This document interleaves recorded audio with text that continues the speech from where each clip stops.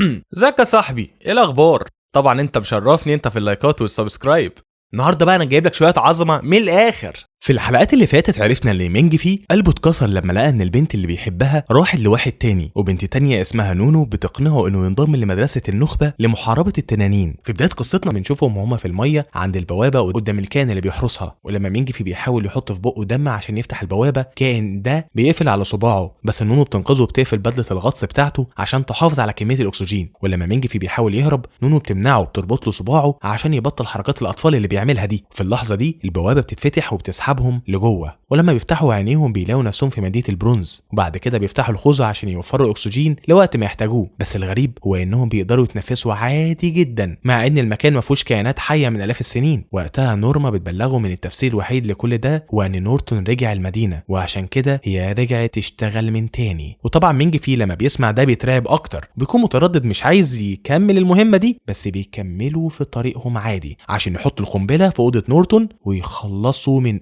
المهمه الزفت دي. بس ماين بيقول لهم الاول انهم يدوقوا طعم الميه، ولما مينج في بيتاكد انها نظيفه، ماين بيقول لهم ان المكان استعاد وظيفته فعلا، والمفروض انها كده بتوصل لاوضه نورتون. بس بيقول لهم كمان انهم يحطوا الماده اللي معاهم عشان دي اللي هتوصلهم لاوضه نورتون اسرع. وفي الطريق بيشوفوا التمثال المخيف اللي كان مسيطر على عقل ايجي، وبيلاقوا منه كمان نسخ كتير على طول الممر. وبمجرد ما بيعدوا من جنب التماثيل دي، التماثيل بتبدا تتحرك وتبص ناحيتهم، ومينج في بيبدا يشتكي من طول الممر. فنونو بتحكي له قصه هي قريتها في المخطوطات القديمه عن زياره الاسياد القدامى عبر ممر غامض باستخدام سفن متغطيه بجلد حصان البحر، ووقتها شافوا تمثال من البرونز لواحد من الاسياد دول، وعرضوا عليه 5 انواع من البقوليات ونوعين من اللحوم، زائد كمان بنت غير بشريه كتضحيه. بس رغم كل ده الاسياد ما استجابوش لطلباتهم، ما بلوش القرابين بتاعتهم، وده خلى قائد المجموعه يضحي بنفسه. اما الباقي فالنار بتاعت الاسياد ولعت فيهم، وده بيخليهم يفتكروا ان الاسياد مش راضيين عنهم. والقصه تنتهي لما مينج في ونونو بيوصلوا عند الشجره تشينجي وايجي راحوا عندها قبل كده، وبكده بيوصلوا لنهايه الطريق وبيلاقوا تمثال برونز اللي نونو كانت بتحكي لمينج في عنه. وبعديها بتقول له يقفل قناع الخوذه وبتزقه في الميه، وبعدين بيكملوا في طريقهم لاوضه نورتون.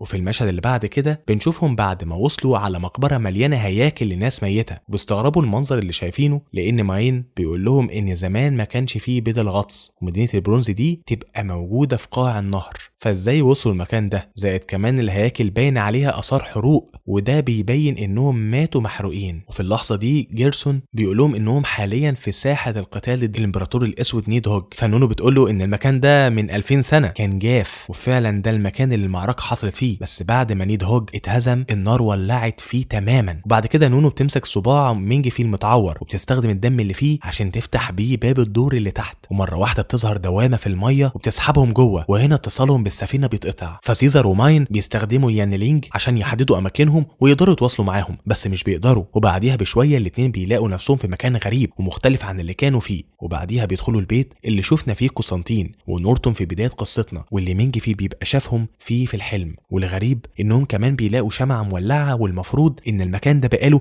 آلاف السنين مهجور، بس نونو بتفترض انها متوصلة بحاجة بتمدها بالزيت، عشان كده هي شغالة لحد دلوقتي. ولما بتحاول تسأل نورما بخصوص الموضوع ده بتكتشف في اللحظة دي ان اتصالهم بالسفينة اتقطع. ولما بتلف في البيت تخيل قدامها الاخين وهم في المكان، وهي ومينج في بيقعدوا نفس قعدة الاخين، بتقول له انها لو بدأت تقول له حاجات غريبة يا ريت ما يستغربش ولا يقاطعها. فعلا نونو بتبدأ تتكلم نفس كلام الاخين، تستحضر المحادثة اللي دارت بينهم. ومرة واحدة مينج في بيسمع صوت قسطنطين من وراه وبيترعب من الخوف. وقتها نونو بتفوق وبتحكي له عن اللي شافته، وبتقول له ان الاخين زمان كانوا متعودين ان قسطنطين الصغير كان بيصنع حاجات مختلفة ونورتون كان بيقعد يتفرج عليه. كانوا بيقضوا اليوم كله سوا، فنورتون كان بيعلم اخوه الصغير الكتابة، وفي الشتاء كانوا بيولعوا الخشب عشان يتدفوا. واخر حاجة ان نورتون كان قاعد يتفرج على غروب الشمس وهو ساكت. وبعديها بتقول له انها متأكدة ان المكان ده كان اوضة نورتون، واللي عملته ده حاجة كده شبه اليانلينج عيلتها بتستخدمه، وانها استخدمت المهارة دي عشان تفهم شخصيته اكتر. وعشان كده لما كانوا في المكتبة والكل بيسقفوا له، نونو كانت بتفكر انها غلطت لما اقنعته ينضم الأكاديمية، خصوصا ان القرار ده كان هيبقى سبب يزعله في المستقبل، وعشان كده هي كانت كارهة نجاحه، تتمنى انه كان يرجع لحياته القديمة، بس هو فضل مكمل في الأكاديمية ومرضاش يسيبها، وده سبب اللي خلاها عايزة تحميه وتاخد بالها منه. وبعدين بنشوفها وهي بتفعل القنبلة تظبطها على انها تنفجر بعد 45 دقيقة، ولما بتمسك الشمعة بتكتشف انها مش متوصلة بحاجة تخليها متولعة، وان في حد حط لها زيت من قريب.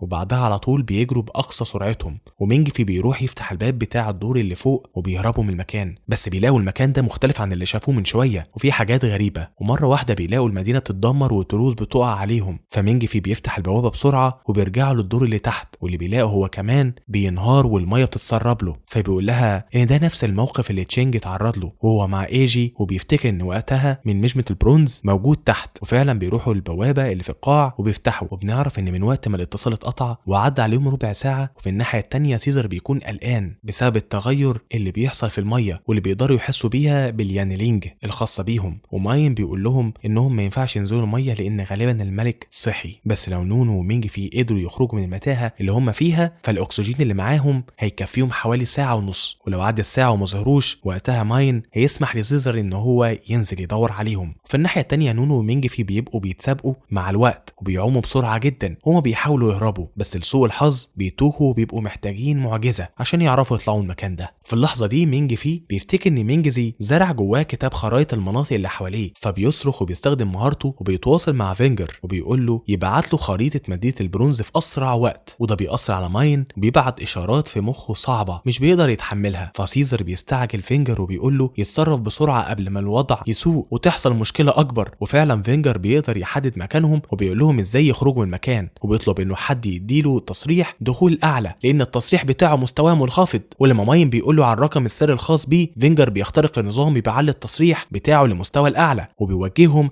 عشان يخرجوا من المتاهه اللي هم فيها. في اللحظه دي بيسمعوا صوت انذار السفينه لان درجه حراره المياه بتكون وصلت ل 50 درجه وعماله تعلى اكتر، وده ملوش غير معنى واحد بس، هو ان نورتون بدا يتحرك، وبان ماين مش هيقدر يتحرك جسمه بسبب تعابين الفراغ اللي متحكمه فيها، فسيزر هو اللي بياخد القرارات المصيريه، وده بعد موافقه جيرسون بما انه مساعد القائد. وفعلا سيزر بيبدا يدي اوامر لكل العمال اللي في السفينه عشان يجهزوا البنزين والصواريخ عشان يستعدوا لو هيواجهوا نورتون او لو حتى اضطروا يهربوا، بس عشان يعملوا كده بيكونوا محتاجين يحددوا مكانه بالسونار، وللاسف مش بيلحقوا لان نورتون بيتغدى بيهم قبل ما هم يتعشوا بيه، وبيوصل لهم وبيدمر الثلاث صواريخ اللي حيلتهم ومعاهم كمان اجهزه الاطلاق ما عدا جهاز واحد بس، وبيقتل كمان واحده من الطلبه وبيعمل ضرر كبير في السفينه، وبكده ما بيكونش فيه قدامهم غير انهم يهربوا قبل ما يخلص عليهم تماما. وفي الوقت ده زيرو بيتقول لهم ان اللي هاجمهم ده مش نورتون، لان نورتون بيكون واقف على الصخور قدامهم وبيخطط ويتكتك عشان ينفذ الخطوه اللي بعد كده. وبعد كده بيظهر التنين الخادم قدام السفينه ونورتون بيشكره على خدمته طول الوقت ده وبيقول له انه كده دوره انتهى وبيقتله عشان يبدا ينفذ خطته. في اللحظه دي بيفعل يانلينج بتاعه وبيحصل انفجار جامد، وبعدها بنعرف ان نورتون اتحد مع التنين الخادم بتاعه، وهنا بتشوف ماي وهي واقفه تراقبهم من بعيد وبتبلغ الرئيسه بتاعتها باللي بيحصل، والرئيسه بتقول لها ان اللي بيحصل ده طبيعي لان نورتون كده بيوفر وقت بدل ما يدخل في ثبات ويفضل يجمع في قوته سنين، وبتفكرها كمان بالاوامر وبتقول لها ان اهم حاجه ان مينج في يانجو من وسط كل ده، مش فارق لها نورتون هيعيش ولا هيموت. في الناحيه الثانيه نونو ومينج في بيكونوا لسه بيحاولوا يهربوا بمساعده فينجر، وفي الطريق بيشوفوا جثه شخص لابس بدله الغطس الخاصه بالاكاديميه وبيستنتجوا ان ده تشينج وانه معهوش اسطوانه اكسجين لان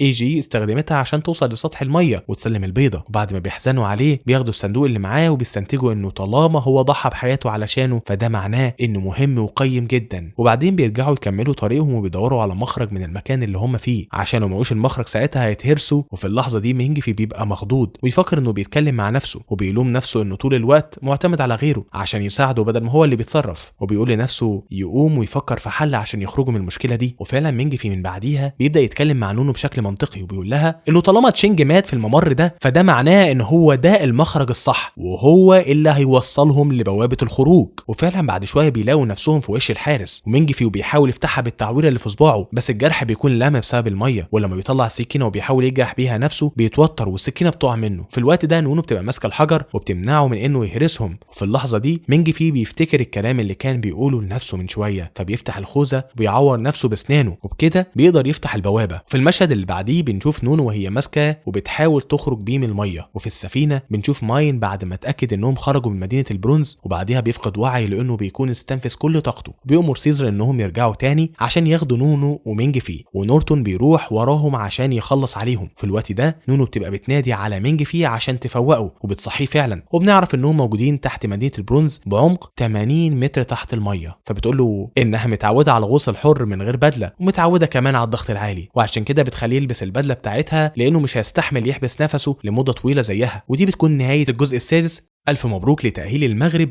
وهارد لك لباقي الفرق العربيه. ويا ترى تتوقع ان المغرب ممكن ياخد كاس العالم ولا لا؟